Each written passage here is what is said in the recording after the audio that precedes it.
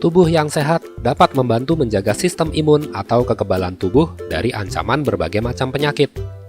Banyak orang yang merasa tubuhnya sehat walafiat, namun ternyata masih saja terkena penyakit dengan mudah. Apa ya yang kurang? Apa yang harus dilakukan? Bagaimana caranya agar lebih memperkuat sistem imun tubuh dengan maksimal? Yang pertama adalah rutin berolahraga.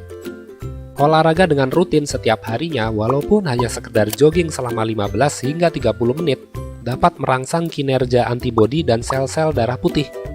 Sel darah putih itu sangat penting karena merupakan sel kekebalan tubuh yang melawan berbagai macam penyakit. Selain itu, olahraga juga membantu mengeluarkan bakteri dari paru-paru dan saluran pernapasan. Sangat membantu untuk mengurangi resiko terjangkit flu atau penyakit lainnya.